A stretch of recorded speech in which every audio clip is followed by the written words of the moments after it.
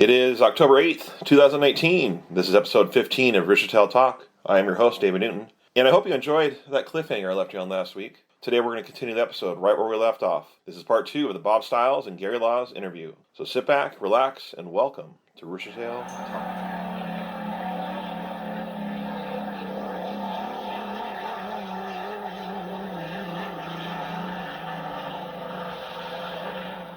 What was your process when you were selecting a driver for your team? Was there a certain thing you were looking for, different qualities you took into consideration? Well, in the same for Chip. I had went back and I read from the limiteds to unlimiteds and the history record of these drivers. And with Chip, I saw a tremendous young age, very young, 16, 18, 19 years old of racing, and enjoyed the record he'd had.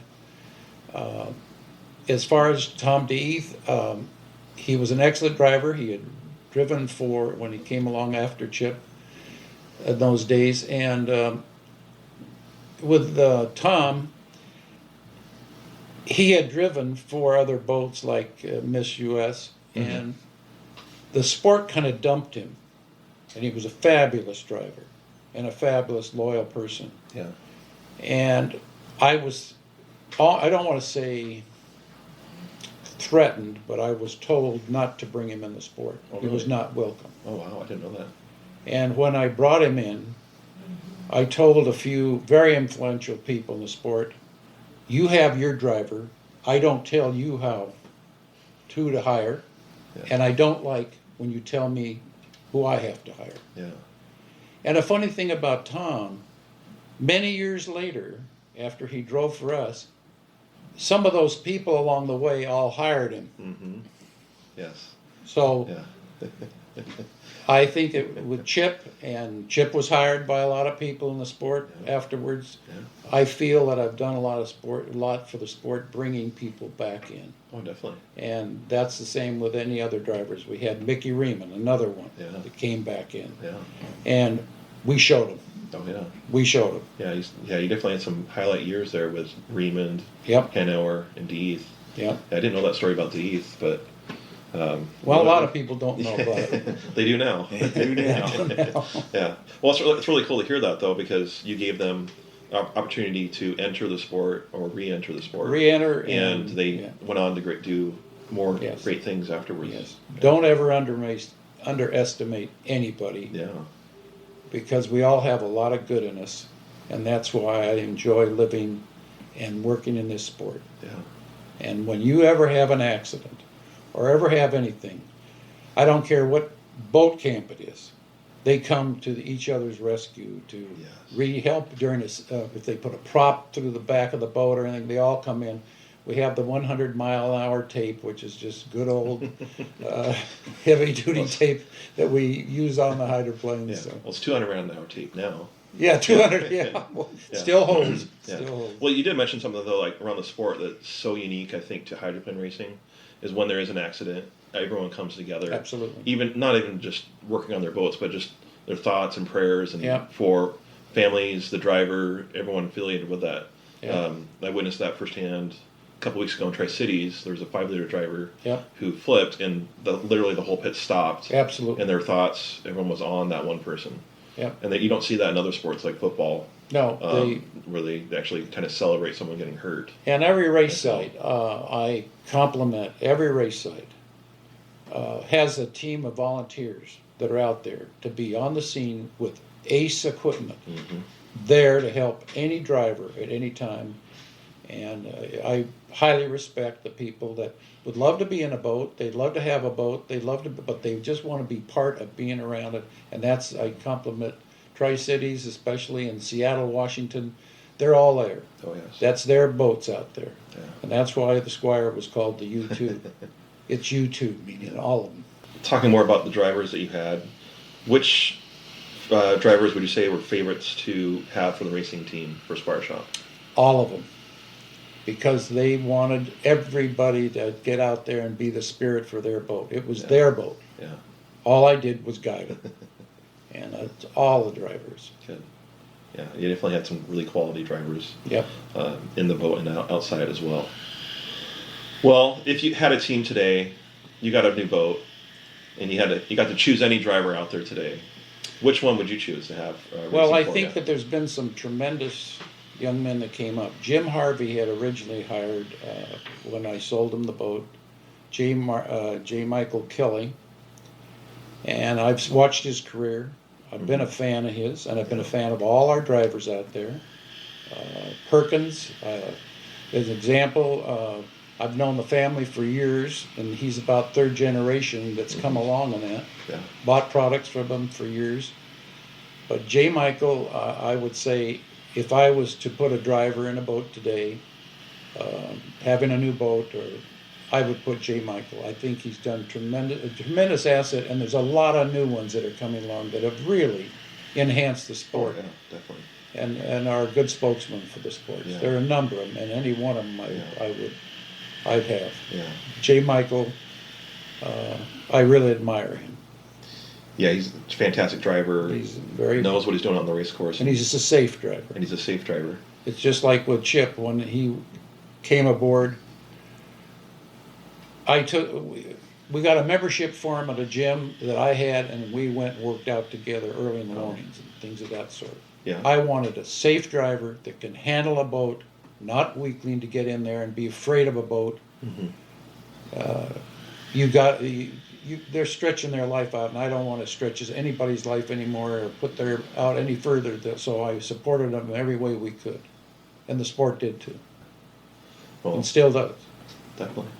Well, another asset I would say for J. Michael is he's definitely made it a family sport for him. His son races at J-Stocks, and it was fun to see them at Seafair and doing everything together. He told me one time, he said, well, my son, he comes up to him and says, why aren't you winning? And he was there at Seafair, and I said, where's that 10-year-old? I want to see him. He came up, and I said, I said, now you're happy that your dad has won? And I said, I want to see you wearing his uniform. It's good to get that pressure, right? Well, that's it. Yeah. His son kind of goes, whoa. Well, have you ever thought about coming back to the sport in one way or another as a sponsor or as an owner again? Well, I think that I'm bought a hydroplane to bring him back, and now with Gary Laws buying a hydroplane, and we put the team together, and the museum has too, and supported it. I feel I'm kind of back, just like my buddy here, right here. Yeah. We're here, his father-in-law and everybody else, and all our families are right back in here with me. Good. And with Gary. Yeah. Well, we're glad to have you back. Well, thank you. We're glad to have Gary aboard with us. This is a really fun project that you guys are putting together. Yeah, I'm very proud of what Gary's done and what the crew has done, as I've mentioned before. Yeah. Well, thinking back from your seasons from 77 to 86, what would you say has been the best season, was the best season for any reason? Whether winning winning different regattas or just having fun altogether. What would you say was the best? Well, part of my life is having my family travel with me all the time. My kids and now grandson, he goes around and washes windows places, things of that sort. And he always wanted to have a shirt of mine or a hat, and he got one of my jackets. And so as he go around to places, people say, how come you have that shirt on? And it says Robert Steil on your shirt. And he said, well, that's my grandfather. Well, I worked for him. Oh. And different people. So to see my family still see things that are alive of a company, and many, many employees are all excited about what's going to happen, bringing this boat out. Yeah. Some of them even sending money in and everything else. And that just kind of really gets to me. Oh, definitely. Yeah. Yeah. Oh, that's awesome. Yeah, it just shows you how important this whole endeavor was, right? And still is. It still is. Yeah. Yeah. All right. Well, I have a question I just want to ask because I want to know more about this, because in 1986 you had Tom Deeth driving. It seems that you had the boat on fire. Like it was probably at its best performance you had with Jim Harvey setting up the motors. Yep. He had some really great races, almost won Evansville. But at the beginning of the year, you went to Detroit to race in the Gold Cup. They only had 7 boats enter the race, and they didn't let you race. Could you give us a little bit of an insight of why that happened? Well, you get to referees. And the referee at that time basically said that you had to go to Florida and you had to go all the way around. And the sport that was part of the regulations. We could not get out because we weren't ready. And I'm never going to let a boat, it's a hydroplane or anything else like that, go out without it being ready. Yeah. And I don't want to be forced to come to a race site. We went there, and we were told that we couldn't qualify and we were not able to race. And again, that was their choice. I was an owner, belonged to the APVA, and they needed us more than we needed them. And I was not going to destroy the boat. Detroit is a rough place to race. The water sometimes, as you get up by the yacht club up there, as you come around the bend and go up there, that's where the slow-mo got damaged years and years and years ago. And I was not ready to put any of my drivers without it being prepared for that. And we raced elsewhere. Yeah. You know? Yeah. It was not going to be endangering anybody. No. Well, it's a smart decision as an owner for many reasons. Well, when that decision had to be made, the guy at the top has to make some hard decisions. Yeah. As Harry Truman said, the buck stops here. And that's what I did. Yeah. Well, just looking back in time, it would have been interesting to see if you could have raced, how it would have done, because, like I said, that boat was working really well that year. It almost won Evansville. Yep. Came close to winning the Tri-Cities as well. Yeah. Just kind of interesting. Tri-Cities, that would have been our 3rd win in 10 years there. So. Yeah. Well, we almost had the Gold Cup 2 years prior. That one breaks my heart watching that one. That was in Tri-Cities. We were way ahead. And do you remember what caused that boat to die in the lead? A little heavy throttle. Pistons that are out of a World War II planes. It was a great engine, a great boat, great everything, but a turbine decided to whip theirs a little harder. Yeah. All right. Well, I remember watching a video of that race. Mickey Reedman had probably the best start of his life. Yep. Oh, had everyone covered. Oh, he had it in his mind. He visualized that for months. Yeah. Coming there and racing that. Yeah.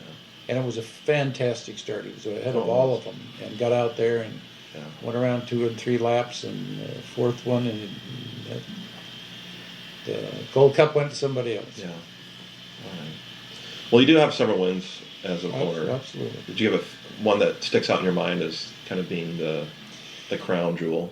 The first unlimited hydroplane race that Chip ever drove, he won. That was his first win ever in an unlimited hydroplane. Mm-hmm. And that to watch, we had a problem with oil, that they brought oil out from back east and it didn't have what they call a foamer in it. So the foam spun up, and finally I was just saying, this is ridiculous. And Circus next to us Bill Bennett said, I would like to see a pink engine in that Squire Shop. And so he gave us an engine to test and immediately went out and knew that. And so we brought it back and we had one engine left. One that they put together with parts and everything else. It huffed and puffed. It went out there, and the King television crew said, Bob, come on. You want to go with us? We're going up the scaffolding. We want you up there with us. Oh, this is the Tri-Cities race you're talking about. Okay. Tri-Cities. 81. Okay. Yeah. Okay. The Acme engine. Yeah. The Acme engine. Yeah. And they said, we all got together and we said, the boat's going to go out there, and about in the second go around, Bill Munsey will break down, which unheard of, because Bill Munsey would never want to ever be in a boat that broke down. Right. Because number one, as I learned years ago, he gets seasick. Oh. So anyway, he broke down, and they had called this shot, and they told me all the shots. The second one that you'd be going around, and about the fourth lap, Dean Chenoweth would be down there waving to everybody, and on the fifth lap around, when he would wave, he came through, thought he had it all wrapped up. Chip was coming around the turn and heading full bore in this engine that was huffing and puffing, but it was going faster than it had ever gone. Yeah. Made it across the line, won it, and as he went across, somebody took a photo, and his hands were in the air. Yeah. But he couldn't make a lap to go around, victory lap. He went right around and cut through and came into the pits because that engine, when it came in, was huffing and puffing, and somebody put a rose in there because, but it won. Yeah. Everybody, there was just in spirit, and those guys from King said, "I told you." And I said, I can't believe it. I can't believe the way it went. I can't believe the whole racing part of it. But that was Chip's first win. Yeah. That was probably one of my proudest wins. Yeah. I loved all the other wins and all the other racing we did with every driver and everything else. But that was, my kids were yelling up and down. But that was a special win. Oh, definitely. And that was your first win, correct? Yes. So you shared that with Chip as well. Right. Yeah. Very Right. fun. 3. It was his third one. What was his third one? Okay. All right. Yeah. Okay. Yeah, then the Red Boat was known to go out and kick butt on Yeah. the Columbia River. Oh, yeah. And that was our boat. Yep. Yeah. Yeah. And then he breaks it shortly after. Yeah, you flipped it testing, and then you got the circus hall. Yep. All right. Well, Bob, being involved for so many years in racing, what are your thoughts on the current state of hydroplanes? And what do you think needs to happen for this to flourish in the future? Well, I think you have to, first off, as I think I mentioned before, you have to keep up with all sports. Mm-hmm. There's a lot of sports, including from football to baseball to many things. And if you get boring and drag out things, this generation, they want action. Yeah. And I think that the last race we've had here, and the one in Tri-Cities and right here in Seattle, they packaged it to where everything came together quick. Yeah. And I think that is one of the first moves here because it was a sellout. It was the biggest crowd in a long time that came. And TV is another good example. And online, things of that sort is the new feel of movement. And there's a lot of producers that are doing great jobs. They're putting these little hovercrafts up in the air and shooting them from a race course way up high so you can see it much better and everything else. And you got to be inventive. And the owner's got to be inventive. And the sponsors have got to be inventive. I still say that the advertising we did was fantastic for young people, and the hydroplane was just a fantastic tool. And I've many other sponsors. I've said you have not done it right. You did not put display boats up. You did not use your boats 12 months out of the year. Right. We had it on our package, on bags for our company. We had a lot of merchandise, and people for many years wore it afterwards. Yeah. And some of them come up all the time, even now, and say, "Would you please sign my hat or my shirt or my something?" Yeah. And this is many years since that time. Well, that is one thing that the sport is missing. It's such a great summer event. Yep. There's so much happening in the months of June, July, August, and then there's kind of nothing afterwards, right? Yep. So this is one thing I started this podcast to continue it year round. Hopefully, keep some chatter up and continue some of that momentum with the sport. And that's a great honor to say to you for doing so, Yeah, because it has to be activated. I've been disappointed in newspapers of not carrying on things and following things, and things that other people are doing, and what we're doing as far as getting it out to where people can see it year round, of building this boat Yeah. and everything else, and it will be afterwards. Yeah. And the sport. And this museum, right down here Right. in the Kent area, north of the large Boeing Center down here, where they're sending people astronauts up to the moon and every other place, done right down in this valley. And the Unlimited Hydroplane Museum is down here, and a lot of people are just not aware that all the racing boats of the past history are laying here right in Seattle. Yeah. And it's kind of mind-boggling to see the history here in this building. Yep. Yeah, and they can't even fit everything in the building. They have some storage for it as well, and overflow in the parking lot. Yep. Well, when this Squire Shop is finished, are we going to see it at some of the races? Do you have a plan for that, or are you just kind of focused on? I leave that to a crew. I leave it to Gary, and there are many people that are interested in it, like Seafair Parade and other people. So the crew will make those decisions, and the museum will make those decisions. Yeah. Okay. And I'll be wherever they're going to do it. Yeah. As long as God gives me the opportunity to be there.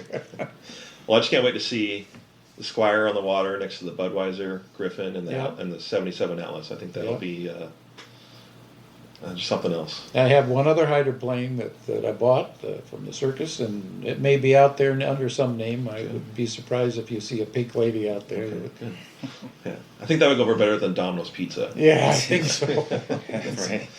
Spirit of the airport. Yeah. Well, I'm younger. I'm only 34 years old. So back in the early 80s and in the late 70s when these boats were running, I didn't get to experience that. So thankfully, these boats are being restored back on the water. So I can get a little taste of what it was like back then. Well, I appreciate it. Yeah. And I appreciate you at 34 coming along, and hope you live to 80 so you can be involved just as much as I am. I hope so. Yeah. Well, thank you. Well, is there anything else you'd like to share about the Squire Shop? I just the years appreciate or- all the fans that were fans of our stores. Many, we could take with all employees that worked at the Squire Shop over the years in 5 states. We could fill the Seahawks Stadium with them. Oh, definitely. They all were young, and they went out into fantastic careers, and they're all over the world. I've run into them in Spain and other places. Really? They've had there was a young man there that had a tremendous story. He had one in London, France, and everything else, and he had it on the island of Pisa in Spain. Okay. And I stopped and I looked at it. It was a specialty store of shirts, and I asked the guy, I said, well, fantastic operation you have here. Where did you get this idea? And he said, well, I went to school went to college in Eugene, Oregon, and there was a mall there. And I went out the mall, and this store that was out there just fascinated me in how they operated and everything. And I said, well, what store was that? He said, the Squire Shop. And I said, I'm 15,000 miles away from where that store was. I said, I owned them. I owned them with the employees. And then he said, well, this is where I got my idea, and I've taken it to all across the different places in Europe and New York and other places. Well, you did well. Wow, that's fantastic. Well, looking at the data for my podcast, we have a couple listeners in Spain, so it might be the same person there. Who knows? That may be. That may be. That's fun. Well, do you mind talking about your business at the Squire Shop? What happened to that business? Because they wanted investors. One of the investors that mainly was in it with me. I owned the majority of it, and he and other people, which it could have. They wanted it to go national. okay, And I said, I'm very happy with the around 40 stores that I followed with Nordstrom. But when Nordstrom crossed the California border and traveled, I've known the Nordstrom family, all of them from John Nordstrom originally, all through their families and up, and many of the followed afterwards. We always got along great, and we were enhanced their business, and they enhanced our business, and so did all the other businesses around.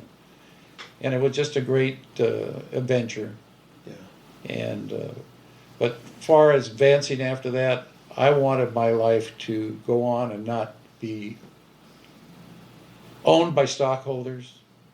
I built the business by my dream, and I was happy with my dream. And many other stores, such as Rags and other people here, or Zoomies, these were employees that worked with us, and they went on and they built stores. Oh, wow. And now one of them is national and could do the same thing that I did, and I was proud to see they carried on with it. But I've enjoyed my life, enjoyed my family, enjoyed the career I had in the clothing business. Yeah. But I went on to many others and boards and other places that I'm on, and very happy to look back at my whole life. I've enjoyed all the things I've done in my life. And I hope everybody else carries on their lives that way. Yeah. Do what you want, not be pushed into what you don't want. Yeah. Enjoy a life everywhere you work, in any job. That's great advice for any person. That's right, absolutely. Any person, any walk of life. Absolutely. Do what you enjoy the most. Enjoy working. Yeah. I've always enjoyed working. I still work a lot. Well, you're down here working on getting stuff done here. My wife says you're crazy, but but you're happy. You're enjoying I'm happy, and she's happy. There you go. There you go. All right. Well, Gary, can you tell us any other details about the restoration here? Give us any other insight? Yeah, I mean, people who've been following the museum for years and even private restoration projects have probably noticed the big push on this particular one in terms of promotion and just accessibility and updates and photos and history at large. I mean, we're trying everything we can just to promote it for what it was, and not only what it's going to be as you see it unveiled in front of you, but thanks to Bob, I mean, he had a treasure trove of old photos and slides and negatives and beta tapes of race footage and interviews and whatnot, and just to have that resource was just amazing. I mean, we used so many photographs as reference just to recreate the boat out here. I mean, there's things we would have never had any idea how it was done or what it looked like, and I mean, like, you know, dashboards and system setups. I mean, I remember just the other day I was looking through, probably every photo you had, and we were looking for just one particular angle in the boat that there was just no picture of, nothing in the drawing boards or anything. And they saw just enough to go, that's what they did, and we were able to recreate it exactly. But without that one single photo, we would have been lost. Yeah. And there's been many instances of that. And then Bob not only had photos of the boat, but he had, tons of the crew and company picnics and parades. I mean, you name it. The entire history was up in his loft. And we've been able to transfer that digitally and put it on the website and basically share that with everybody. So, I kid you not, before I started this project, right when I started, I would go online, go Google, wherever, and I would look up Squire Shop stuff. And I'd look for photos of the boat. And I could probably count maybe under 100. Yeah. Yeah. And now there's thousands of pictures. I guarantee you go up Squire Shop and you're going to find every picture we put up there, and it's amazing. And the quality is amazing as well. Some of them look like you just took it yesterday. Oh, nice. So where could you go? Like, what's the website to go to? The website is www.79squireshop, and it's .weebly.com, and it's got all the information you would need there: restoration updates, photos, videos, some of it like what you're talking about with stories, a little bit of history, links to other videos like the Boat Guy episode and various other ones. But yeah, it's been a big hit. I never really made it so much as to make it a tool for everyone to use. It was more of a resource for us to fall back on, and it just kind of grew. But yeah, it's a very popular site, and like I said, we wanted to promote the project because most projects I've seen of this magnitude, usually there's a big announcement of, hey, we just acquired a such and such boat and we're going to restore it. And then you maybe get a snippet here and there of how it's going, and then all of a sudden it's done. Here it is. We're coming to your town, and you don't see all the in-betweens. And one thing we've done here is, even with the parts we've acquired, we'll talk about where we found them, how we got them, leads for this, leads for that. I've learned more about the history of just trailers alone Well, that and I you could dig, and you have to Yeah, oh, dig yeah. Oh, yeah. out of a lot. I mean, like he found pictures, you got to dig out of a lot of garages and a Oh, lot yeah, of things yeah. where hydroplane things have been in the past. Yeah, I mean, I could go on forever, but just tracking down parts for this This is boat. a good example right here. Yeah, This is in our dashboard. other boat. It's got a and picture you of got to it. take them out to make this. Yeah, yeah. Gauges are hard to find. Oh yes. Well, but just tracking down miscellaneous parts all across the country. We're finding them in people's yards. I mean, Bardish had them in his warehouse. I mean, at the bottom of the lake. I mean, everywhere. Yeah. And people. Literally. We had one 10-year-old kid that his mother worked in our warehouses. Okay. And he asked if he could have some of the parts, and they gave him a piece off of when Chip had an accident in Lake Washington. A part was broken off, and so the kid had it. From Chicago and other places, these people, as he did, sent it in to us here, and he wanted to be part of that boat. And I just ran into him at Seafair, and he's not 10 anymore. He's about 40 years old. But other than that, it's a lot of, and a lot of Gary and his father-in-law. Yes. We'll get it right yet. Father-in-law that have fought hard to find a lot of this, and he's been involved with Gary from the start. So Yeah. and There's just so much history there that I find most teams and projects they don't put it out there. Everybody knows about it, but you don't have really access to it, you know. And like even just today, we're talking stories you've never heard, a lot of you've never heard, and it's not really documented anywhere. And unfortunately, a lot of those get lost over time. But I just wish a lot of even the active teams would be a little bit more forthcoming on just how their team operates throughout the year, a little bit of updates throughout the year. And like you said, there's that hot window, there's 3-4 months where they're just constantly, next race, we're doing this, we're doing that. And then it's crickets for the other 9, you know? Right. And I wish they would just do those periodic updates throughout the year. Yeah, that would be really big for the sport to increase the you need the media visibility of the sport. Yes. Media. Definitely need the media. But we got to put it out there for them. Yeah. They can't just invent it. Yeah. As some things are done these days. So. And that goes true for H1 as well. I mean, I kind of wanted to touch on that last question as well. Please do. Any changes or additions? I think H1 definitely needs a more interactive influence over their organization. I mean, it's great they started an app for your phone and live coverage and that, but again, it's crickets throughout the year. You know, I mean, you got sites like Hydro News, which is a fan site, pretty well the main resource for a lot of people. Yeah. And then you now doing a podcast throughout the year. And I personally haven't seen a lot of internal H1 activity. Stockland, he's been doing good in the last year or two. Yeah. He's really amped up his game on his Facebook page. Yeah. But others really struggle. And I wish they would be more just, hey, come check us out. Why should you like my team over this team? We're doing this. Maybe they're not, or, you know, whatever it may be. Something's got to draw you in besides a name on a boat. Yeah.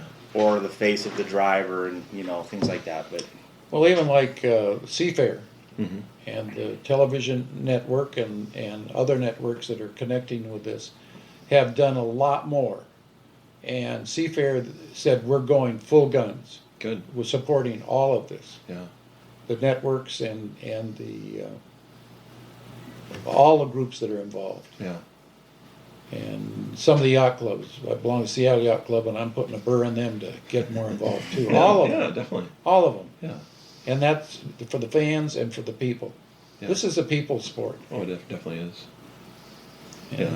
And then the last thing I want to end with here, basically, is there's a question here that says, when Squire's finished, will we see it on the water at the races? Well, absolutely. We're going to try and bring it to every race we possibly can.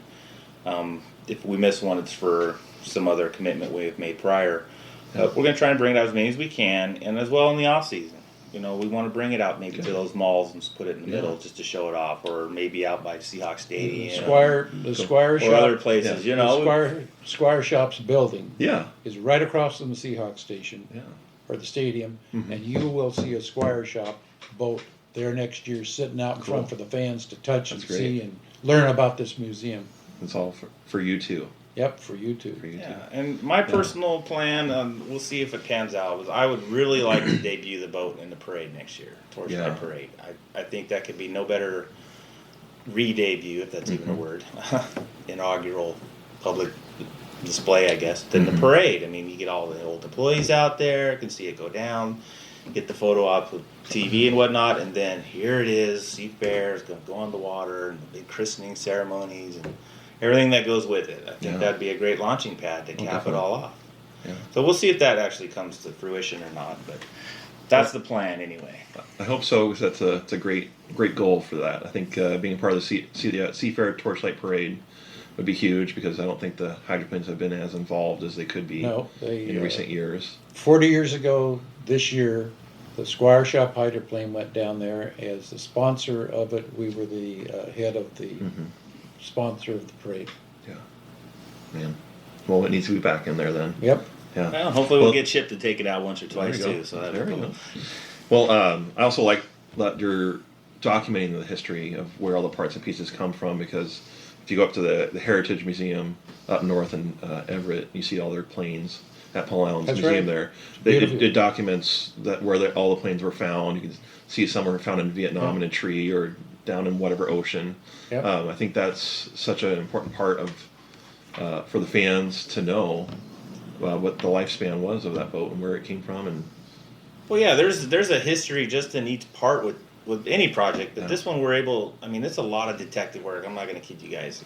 There's a lot of stones you're unturning, and corners you're looking, and dark crevices. I swear, but it takes a lot of work to see this cowling from the lake come up, or to get this part out of some guy's barn that's been there forever. I mean, I'm literally now, probably next week, going to go grab that other driver's cowling from the Squire. Yeah, he is. That's in some guy's yard. Been there for 30 years. He has dug more to find things than a lot of people, and they start coming to Gary saying, well, where's this trailer? Oh, yeah, where's I get asked all the time. Yeah. Because what he's done, he's found out where it is. cool. Yeah, the internet's not all evil. It can help you sometimes. No, true. There are some good from it. But yeah, they each tell a story, I mean, the driver's cowling for the circus is a prime example. When Brad Haskin, who's our fiberglass guru, there's if you go back on the archives there, you'll see where he sanded it all down, and there must have been 18, 19 different coats of paint on this thing. I mean, and you can trace it. So it's like a tree ring. He goes, it was this. Oh, I can see where there's hints of this now, and you get back to the source material. But and then how did it get into your hands? Well, it went here, and it went there, and went there, and was destroyed here, and rebuilt there, and modified there. And it's amazing how it gets all over the place. Yeah. And each part is like that. I mean, it's actually pretty fun. I love being the project's history detective. I get a lot of excitement and gratification out of doing a lot of what people say you're not going to do. Yeah. I hear that a lot, and I'm sure a lot of teams hear that. You'll never do this. Nothing motivates me more than saying you're never going to do something. One worse word in the world is can't. Yeah, I mean, even people within the group here initially were, you'll never do that, never going to happen, you're wasting your time. And then when I pull it off, I love nothing more than to rub it up their nose because, like, I told you I was going to do this, Can't is when you just start doing it. And can't means I won't. Yeah. And now it's turned the corner because now I don't hear that you can't. It's, I have no doubt, Gary will find it somewhere. That's right. And we do. That's what it's become. So. Yeah, another team's asked me too. Hey, do you know what happened to this? No, but I'll check. Yeah. Well, I think you need to be titled the Hydro Detective if you haven't already. Yeah, I don't mind that title. We'll put the sheriff's badge on it. There we go. There you go. History detective. Yeah. Well, I can't thank you enough for both being here today. It's an honor talking with me. Thank you very much. Wish you luck on the fishing touches on the Squire Shop, and I can't wait to see it in Lake Washington. Keep up for what you're doing. It's great. Yes. Yeah, thank you. Good job. I'm having a lot of fun doing it, and I hope to continue and see it grow and help the sport in any way I can. Yeah, thank you. Awesome. Thanks for having me. I'm a school teacher. I can't afford to do much, but I can afford to do this. So. Well, I was just a young kid that grew up that went out. People said I couldn't, and I did. Yeah. And that's the same for you or any of you. That's right. Yeah. Yeah, and I got a last message for all you fans out there. Even if you're not a fan of Squire Shop, but you're a fan of Hydroplane, just support your museum, support H1, attend the races, and definitely appreciate you guys' feedback on things to improve and just how it's going in general. So thank you for your support. Yeah, and there's a lot of great events that the museum does year-round that you can come down and be a part of. And take very young people. They work with them, and they're brought down here in classes, and they're brought down here for even racing out there right now. They're using small little boats of hydros that they're racing out there during the Seafair for young people. Yeah, I got an 8-year-old nephew. I'm trying to get involved with that. So I've got a year to Because he has to be 9, so I have a year to Yeah. convince mom and dad to do that. So, Yeah. all right. That's enough time to build the boat. That's right. That's enough time to build a boat. They're right there. Yeah. All right. All right. Well, thank you both, gentlemen. Really appreciate it. Well, thank All you. right, take care. And we'll see you at the races. Let's go racing. That's all we've got for you today. I really hope you enjoyed my interview with Bob Stiles and Gary Laws. It was really fun talking with them, learning more about their involvement in the sport of hydroplane racing, and more about the Squire Shop brand. I really hope that the fans out there listening to this podcast will take some time to go to Gary Laws' website. He's got some great documentation, pictures, and history about everything that they've acquired for the restoration of the Squire Shop hull. He's done a really great job of documenting everything. Any part that's come their way, they have on that website, and they've got a story to go with it. It's a great addition to what they're doing in the restoration for that hydroplane. Well, make sure you come back next week, October 15th, at 5 a.m. Pacific Standard Coast Time for the streaming of our next episode. Also, don't forget to hit that subscribe button on your podcast player, as well as rate and review your experience. For more episodes and hydroplane news, check us out on social media. We're on Facebook, Twitter, and Instagram. Roostertail Talk is now online with our website, www.roostertailtalk.com. On the website, you can sign up for email subscription list to get notifications on upcoming episodes, hydro news, podcast updates, and much, much more. Finally, this is a free podcast to my listeners. But if you're really enjoying your experience listening to Roostertail Talk and want to help us continue to grow and expand, please donate. You can find a link to donate through PayPal on our website through the support tab. So until next time, I hope to see you at the races.